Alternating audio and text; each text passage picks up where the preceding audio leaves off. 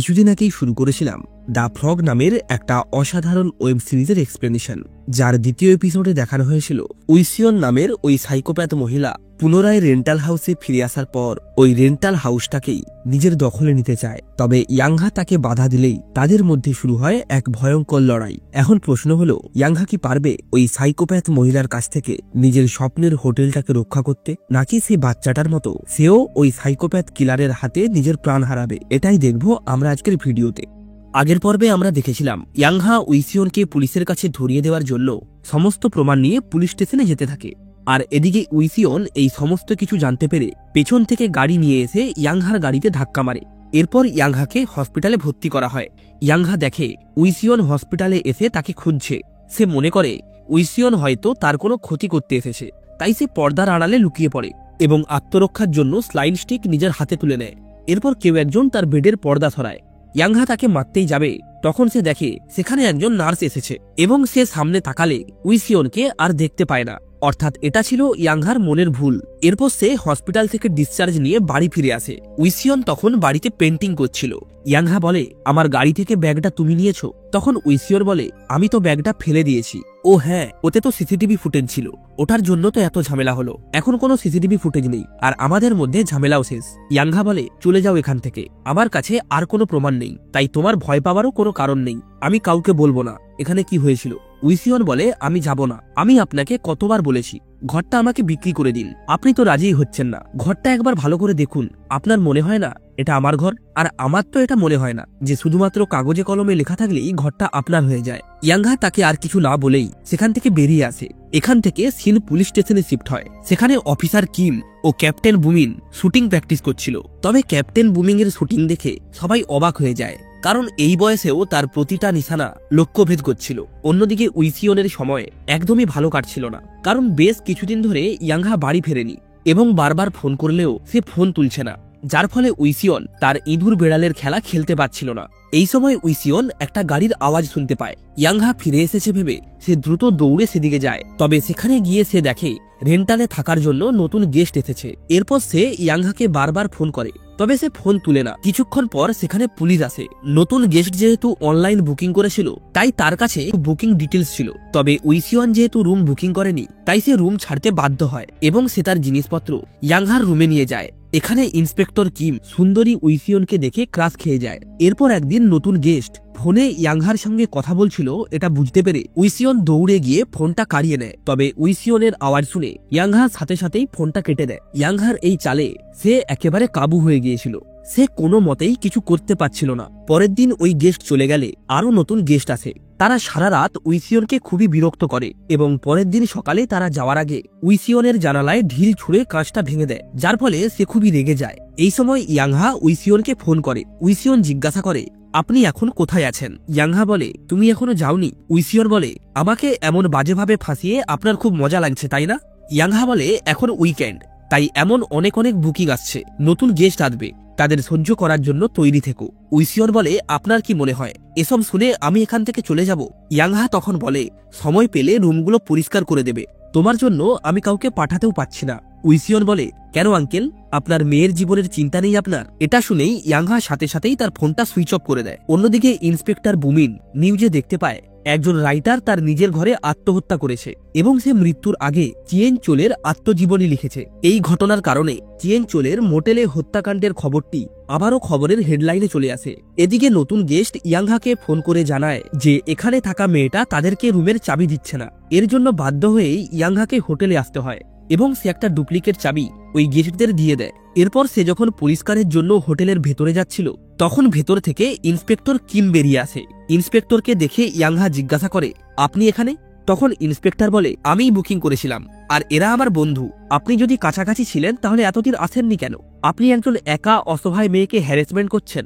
এরপর inspector Kim তার বন্ধু এবং উইসিয়নকে নিয়ে হোটেলের ভেতরে চলে যায় এবং অনেক রাত অবধি পার্টি করে। এরপর তারা যে যার বাড়িতে ফিরে যায়। তবে পরের দিন কিম আবারও হোটেলে আসে।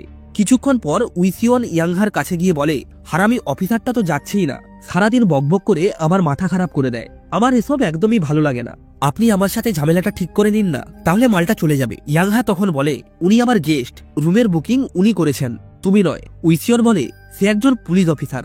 ইয়াংহা বলে, তাতে কি, আমার তো বেশ ভালোই লাগছে। উইসিয়ন বলে, আমরা ঘরটাকে অর্ধেক অর্ধেক ভাগ করে নিলে কেমন হয়? ইয়াংহা বলে, আমি একজন খুনির সাথে কখনোই থাকবো না। উইসিয়ন তখন তাকে বলে, আপনি জানতে চান আমি বাচ্চাটাকে কিভাবে মেরেছি? সব শোনার পর আপনি রাতে ঘুমোতে পারবেন তো? তাই বলছি, এই ঘরটা শুধু আমার, আর এই ঘরে আপনাকে আমি দয়া করে থাকতে দিচ্ছি। এটা শুনে ইয়াংহা উইসিয়নের গলা চেপে ধরে আর বলে, এই ঘরটা শুধু আমার, আমি এটা কারোর সঙ্গে শেয়ার করব না।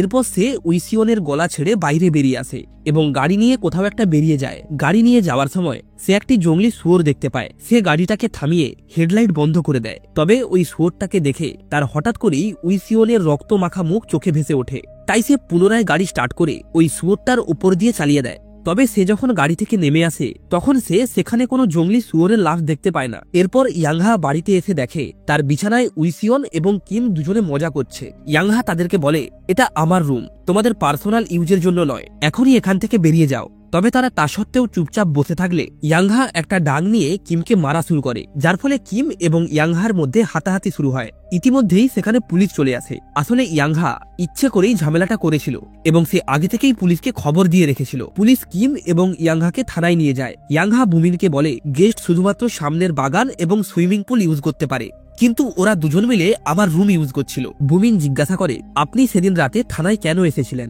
এবং কিছু না বলেই আবার চলে গেলেন। তখন ইয়াংহা বলে, আমি রিপোর্ট লেখাতে এসেছিলাম। বুমিন জিজ্ঞাসা করে, কিসের রিপোর্ট? ইয়াংহা বলে, সেটা আমি নিজেকে ভুলিয়ে দিয়েছি, এখন সেটা বলে কোনো লাভ নেই। এরপর বুমিন ইয়াংহাকে বাড়ি যেতে বলে। ইয়াংহা বলে, কোনো কিছু করে কি আপনার ইন্সপেক্টরের সাথে ঝামেলা মেটানো যায়? কারণ আমি চাই না উনি আমার রেন্টাল হাউসে আবার আসুক, আমি ওনার টাকা দরকার হলে ফেরত দিয়ে দেব। বুমিন বলে, ঠিক আছে, আমি কথা বলে দেখছি।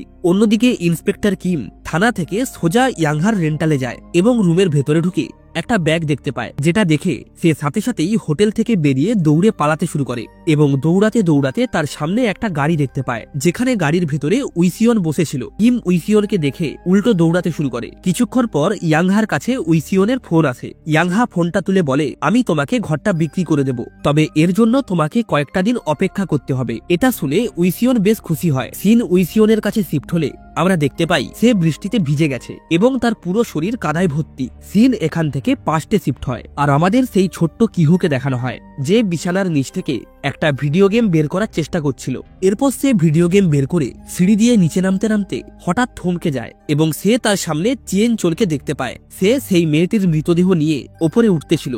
চিয়েনচোল কিহোকে বলে, মনে করো তুমি একজন ভূত যাকে কেউ দেখতে পায় না। এরপর সে তার টুপিটা কিহোর মাথায় পরিয়ে দিয়ে বলে, চোখ কান সব বন্ধ রাখো, এবং এটা বলে সে ওপরে চলে যায়। কিহো খুব ভয় পেয়ে হোটেল থেকে বেরিয়ে দৌড়ে ঘরে ফিরে আসে। সিন এরপর প্রেজেন্টে ফিরে আসে আর আমরা এক ডেলিভারি বয়কে দেখতে পাই, যে কিছু জিনিস ডেলিভারি করার জন্য একটা দোকানের সামনে আসে। তবে সেখানে কাউকে দেখতে না পেয়ে জিনিসগুলিকে সেখানেই একটা বক্সের ভেতরে রেখে চলে যায়। কিছুক্ষণ পর কিহো সেখানে আসে। তবে এই কিহো আর ছোট নেই, সে অনেক বড় হয়ে গেছে। সে ওই জিনিসপত্রগুলি নিয়ে দোকানের ভেতরে চলে যায়।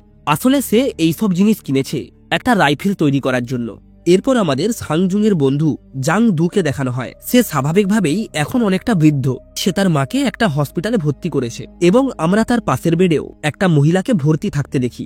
জাংদু হঠাৎ চারিদিকটা একটু ভালো করে দেখে, তারপর ওই চেয়ারটা নিয়ে পাশের মহিলার সামনে গিয়ে বসে। এরপর আমরা দেখি তার ঘাড়ে কেউ বন্দুক দিয়ে নিশানা করছে।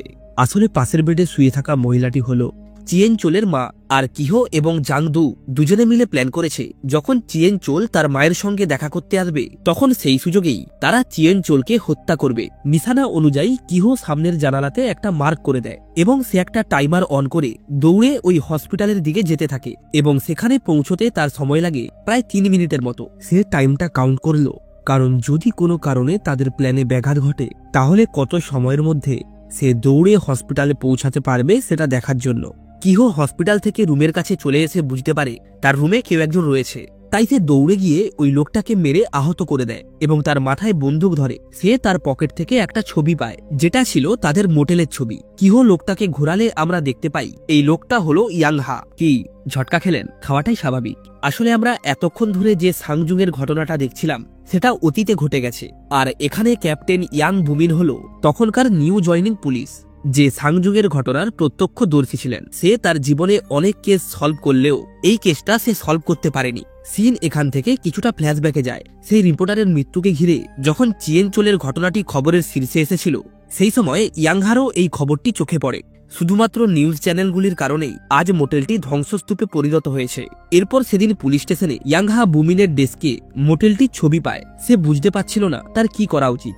হয় তাকে সবকিছু স্বীকার করে পুলিশের কাছে আত্মসমর্পণ করতে হবে, নয়তো তার রেন্টাল হাউসটা উইসিয়নকে বিক্রি করে দিতে হবে। এরপর সে মোটেলের কাছে যায় মোটেল সম্পর্কে কিছু জানার জন্য। সে অনেক কষ্টে সাংজুং এর অ্যাড্রেস খুঁজে বের করে।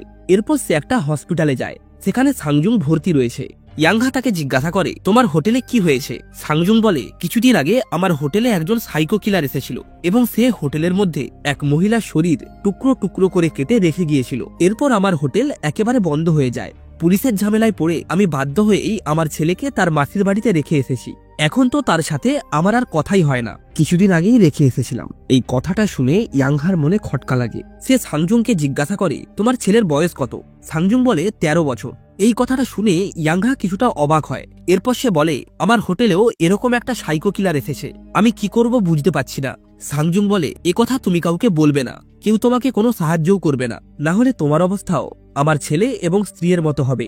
সবকিছু শোনার পর ইয়াংহা যখন সেখান থেকে চলেই যাবে, তখন সাংজুং তাকে বলে, তুমি কি ওই সাইকোকে মারতে চাও? আমি একজনকে জানি যে তোমার এই কাজে সাহায্য করতে পারবে। সে আমাকে বলেছে আমি সাইকোকে জেল থেকে বের করে মেরে ফেলবো বাবা, অর্থাৎ সে চিয়েন চোলকে মেরে ফেলবে। এরপর একদিন ইয়াংহা মোটেলে যায়। মোটেলের ভেতরে ইয়াংহা কিহোকে দেখতে পায়। তারপর থেকেই সে লুকিয়ে কিহোকে ফলো করতে থাকে। ইয়াংহার মনে একটা প্রশ্ন ছিল, সত্যিই কি ছেলেটা চিয়েন চোলকে মারতে পারবে? এখান থেকে সিন প্রেজেন্টে চলে আসে আর আমরা দেখি কিহো ইয়াংহার মুখ হাত বেঁধে একটা চেয়ারের সাথে বেঁধে রেখেছে। এই সময় ইয়াংহার ফোনে ইন্সপেক্টর বুমিনের একটা মেসেজ আসে। মেসেজটি দেখে কিহো মনে করে এই ইয়াংহা হয়তো একজন পুলিশ, তাই সে তাকে মারার জন্য তার উপর বন্দুক তাক করে। তবে হঠাৎ একটা ফোন আসলে কিহো তার রাইফেলটা নিয়ে তৎক্ষণাৎ বেরিয়ে পড়ে। আসলে চিয়েনচোল তার মায়ের সাথে দেখা করার জন্য আজ হসপিটালে আসছে, আর এটাই তার কাছে একমাত্র সুযোগ চিয়েনচোলকে মারার জন্য। কিহো সিচুয়েশন সম্পর্কে জিজ্ঞাসা করলে জাংদু জানায় চিয়েনচোল এখন বাথরুমে গেছে আর তার সাথে 6 জন পুলিশ কর্মীও রয়েছে। এরপর কিহো জিজ্ঞাসা করে, চেয়ারটা ঠিক জায়গাতে রয়েছে তো? এটা শুনে জাংদু দৌড়ে কেবিনের মধ্যে যায় এবং দেখে চেয়ারটা যেখানে থাকার কথা সেখানে নেই। এই সময় পুলিশ এসে জাংদুকে বলে, কিছুক্ষণের জন্য আপনি আপনার মাকে নিয়ে বাইরে যান। কিন্তু জাংদুর মা বাইরে যেতে রাজি হয় না। তখন পুলিশ জাংদুকে বলে, ঠিক আছে, কোনো অসুবিধা নেই, আপনার মা থাকুক, তবে আপনি বাইরে যান। কিন্তু জাংদু যদি বাইরে চলে যায় তাহলে তারা আর চিয়েনচোলকে মারতে পারবে না। তাই জাংদু এখানে বুদ্ধি খাটিয়ে বলে, আমি শুনেছি লোকটি খুবই ভয়ানক, আমি বাইরে চলে গেলে সে যদি আমার মায়ের কিছু করে দেয়, না না, আমি আমার মাকে একা রেখে কোথাও যাব না। পুলিশ বলে, কোনো সমস্যা হবে না, আপনি বৃথাই চিন্তা করছেন। জাংদু বলে, সমস্যা হবে না তো এত পুলিশ এসেছে কেন? এরপর জাংদু বলে, ঠিক আছে, আমি আমার মায়ের বিছানার সামনে এই পর্দাগুলো লাগিয়ে দিচ্ছি এবং এই চেয়ারটি নিয়ে এখানে রেখে দিচ্ছি। সে এসে এখানে বসে তার মায়ের সঙ্গে কথা বলে চলে যাবে। পুলিশরাও আর কোন রকম জোরাজুরি না করে জাংদুর কথা মেনে নেয়। অন্যদিকে কিহো পেছন থেকে তার বন্দুকের এমটা ঠিক করে নেয় এবং জাংদুকে বলে, ঠিক আছে, তুমি এখন ওখান থেকে উঠে যাও এবং ফোনটা কেটে লুকিয়ে রাখো, আমি পরে তোমাকে ফোন করব। জাংদু ওই চেয়ার থেকে উঠে তার মায়ের সামনে গিয়ে বসে এবং ফোনটাকে ডয়ারের মধ্যে লুকিয়ে রাখে। এরপর ওই কেবিনের মধ্যে চিয়েনচোল আসে তার মায়ের সঙ্গে দেখা করার জন্য। সে সেই চেয়ারটাতে বসে তার মায়ের হাত ধরে, তবে তার মা তার থেকে হাতটা ছাড়িয়ে নেয়। এরপর পর্দার পেছনে জাংদুকে দেখে চিয়েনচোলের কিছুটা সন্দেহ হয়। সে হঠাৎ করে পেছনের দিকে ঘুরে তাকায়। হঠাৎ করেই এমন পেছনে ঘোরার জন্য কিহো চমকে যায় এবং ভুলবশত গুলি চলে যায়। তবে গুলি চিয়েনচোলের গায়ে লাগে না, অর্থাৎ সে বেঁচে যায়। গুলির আওয়াজ শুনে পুলিশ শুটারকে ধরার জন্য রুম থেকে বেরিয়ে আসে। এখন ওই রুমে শুধুমাত্র একজন পুলিশ ছিল। তবে চিয়েনচোল সেই পুলিশকে হঠাৎই মারতে আরম্ভ করে এবং তার হাতে পড়ে থাকা হ্যান্ডকাপ দিয়ে তার মুখটা থেতলে তাকে মেরে ফেলে। ওদিকে কিহো যেহেতু গুলিটা মিস করেছে, তাই সে দৌড়ে দৌড়ে হসপিটালের দিকে আসতে থাকে। এদিকে চিয়েনচোল জানালা দিয়ে লাফ দিতেই যাবে, তখনই জাংদু তাকে ধরে ফেলে এবং তাকে আটকানোর চেষ্টা করে, যার ফলে তাদের মধ্যে হাতাহাতি শুরু হয়। এই সময় চিয়েনচোলের মায়ের অক্সিজেন মাস্কটা খুলে যায়, যা দেখে জাংদু চিয়েনচোলকে ছেড়ে তার মায়ের অক্সিজেন মাস্ক লাগাতে যায়। তখন জাংদুর মা উঠে এসে চিয়েনচোলকে বলে, তুই মরবি। যা শুনে চিয়েনচোল জাংদুর মাকে চেয়ার দিয়ে মারতেই যাবে, তখনই পেছন থেকে কিহো এসে তার গায়ে গুলি চালিয়ে দেয়। চিয়েনচোল পেছনে ঘুরে কিহোকে দেখে জিজ্ঞাসা করে, কে তুই? কিহো মুচকি হেসে বলে, আমি ভূত। আসলে কিহোর সঙ্গে যখন চিয়েনচোলের প্রথম দেখা হয়েছিল তখন সে কিহোকে বলেছিল, মনে করো তুমি ভূত এবং তোমাকে এখানে কেউ দেখতে পাচ্ছে না। তাই আজ কিহো নিজেকে ভূত হিসাবে পরিচয় দিয়েছে। এরপর কিহো চিয়েনচোলের মাথায় গুলি করে তাকে হত্যা করে এবং পুলিশের আসার আগে জানালা থেকে ঝাঁপ মেরে গাড়ি নিয়ে সেখান থেকে পালিয়ে যায়। রাস্তায় যেতে যেতে কিহোর চোখ দিয়ে জল গড়িয়ে পড়ে, কারণ আজ সে তার প্রতিশোধ পূরণ করতে পেরেছে। কিহো এরপর হোটেলে আসে, তবে সে তার রুমের ভেতরে ঢুকতেই ইয়াংহা পেছন থেকে তার মাথায় বন্দুক ঠেকায়, অর্থাৎ সে কোনোভাবে নিজেকে মুক্ত করে নিয়েছে। কিহো বলে ওটা খেলনা বন্দুক, আমাকে গ্রেপ্তার করতে এসে নিজেই বন্দী হয়ে গেছো, তাই লজ্জায় নিজের ডিপার্টমেন্টকে খবর দাওনি। এরপর কিহো ইয়াংহার মাথায় বন্দুক ঠেকায় এবং তাকে রুম থেকে বের করে দেয়। ইয়াংহা সেখান থেকে চলেই যাচ্ছিল, তবে হঠাৎ সে দাঁড়িয়ে যায়। তার মনে খটকা লাগে, কিহো তো তাকে পুলিশ ভেবেছিল, এখন সে তার ঠিকানাও জানে, তাহলে কেন কিহো তাকে এমনি ছেড়ে দিল। অন্যদিকে আমরা দেখতে পাই কিহো বন্দুকে গুলি লাগিয়ে নিজের মাথায় ঠেকিয়েছে, অর্থাৎ সে আত্মহত্যা করবে ঠিক করেছে। সে যখন গুলি মারতেই যাবে তখন হঠাৎ ইয়াংহা এসে বন্দুকটা ছাড়িয়ে নেয়। কিহো বলে তোমাকে তো চলে যেতে বলেছিলাম, তাহলে তুমি ফিরে এলে কেন? ইয়াংহা বলে তুমি তো চিয়েনচোলকে মেরে ফেলেছো, তাহলে তুমি আত্মহত্যা করছো কেন? তখন কিহো বলে তাতে আপনার কি? ইয়াংহা বলে তুমি এখানে চুপচাপ মরতে যাও, তাই আমাকে যেতে দিয়েছিলে তাই না? তোমার যদি প্ল্যানের এটাই শেষ ভাগ হয় তাহলে তুমি এটাই করো, তবে তার আগে আমি পুরো ঘটনাটা জানতে চাই। কিহো বলে আমি যা করেছি তাতে আমার কোনো আফসোস নেই, আর আমি কাউকেই কোনো কিছু বলতে চাই না। তখন ইয়াংহা বলে ঠিক আছে, আমি আমার ফোনটা নিয়ে চলে যাচ্ছি। এরপর ইয়াংহা তার ফোন দিয়ে হসপিটালে সাংজুংকে ফোন লাগায়। সাংজুং কিহোকে বলে কিছুদিন তুমি মাসির বাড়িতেই থেকো, এখন আমাদের এখানে অনেক কাজ, আমার কাজ শেষ হলে তোমাকে গিয়ে নিয়ে আসবো, ততদিন নিজের খেয়াল রেখো। এই কথা শুনে কিহো বুঝতে পারে তাকে তার বাবার পাশে থাকতে হবে। কিহো ইয়াংহাকে বলে যখন জানতে পারি চিয়েনচোল তার বায়োগ্রাফি লেখাচ্ছে তখন আমার খুব রাগ হচ্ছিল, কারণ যে রুমে ও মার্ডার করেছিল সেই রুমেই আমার মা আত্মহত্যা করেছে, আর সেই কারণেই আমার বাবা অতীতে চিরকালের জন্য আবদ্ধ হয়ে গেছে। আমি মাঝে একবার জেলে গিয়ে চিয়েনচোলের সঙ্গে দেখা করি এবং তাকে বলি তার বইটা আমি পাবলিশ করব। এইভাবে তার কাছ থেকেই ওই লেখকের অ্যাড্রেসটা পাই, তবে যতক্ষণে আমি ওই অ্যাড্রেসে যাই ততক্ষণে লেখকটি আত্মহত্যা করে ফেলেছিল। তার আত্মজীবনী পড়ে আমি জানতে পেরেছিলাম সে আমাদের মতোই সাধারণ জীবনে ফিরে আসতে চাইছিল, তবে পুরোটা পড়েও আমার মনে হয়নি তাকে ক্ষমা করে দেওয়া উচিত, তাই আমি চিয়েনচোলকে মারার সিদ্ধান্ত নেই। ইয়াংহা কিহোকে বলে যাও তুমি গিয়ে স্নান করে জামাকাপড় পাল্টে নাও। কিহো জামাকাপড় পাল্টে ছাদে এসে দেখে ইয়াংহা চিয়েনচোল সম্পর্কে সমস্ত তথ্য পুড়িয়ে ফেলেছে। কিহো বলে এসব আপনি কি করছেন? ইয়াংহা বলে আমি তোমার মোটেলটা কেনার জন্য তোমার কাছে এসেছিলাম এবং সারা রাত এখানে বসে ড্রিঙ্কস করেছি, আজ সকালে আমাদের ঘুম ভেঙেছে। কিহো বলে আমি তো ভেবেছিলাম আপনি আমাকে অ্যারেস্ট করবেন। তখন ইয়াংহা বলে আমি তো বলেছিলাম আমি পুলিশ নই। ইয়াংহা এরপর নিচে আসে এবং সে ফোন চেক করে দেখে ইয়াংচে তাকে মেসেজ করেছে। সে ইয়াংচেকে ফোন করে, তবে তার ফোনটা লাগছিল না। এরপর উইসিয়ন তাকে ফোন করে বলে কোথায় আছেন আঙ্কেল, বাড়ি কখন আসবেন?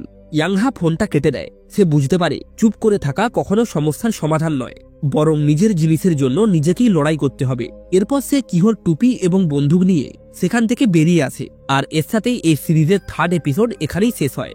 এখন আপনাদের কি মনে হয় ইয়াংহা কি পারবে উইসিওরকে হত্যা করে পুনরায় তার নিজের হোটেলটাকে উদ্ধার করতে? জানতে হলে চ্যানেলটা সাবস্ক্রাইব করে রাখুন। দেখা হচ্ছে নেক্সট ভিডিওতে এই সিরিজের শেষ পার্ট নিয়ে।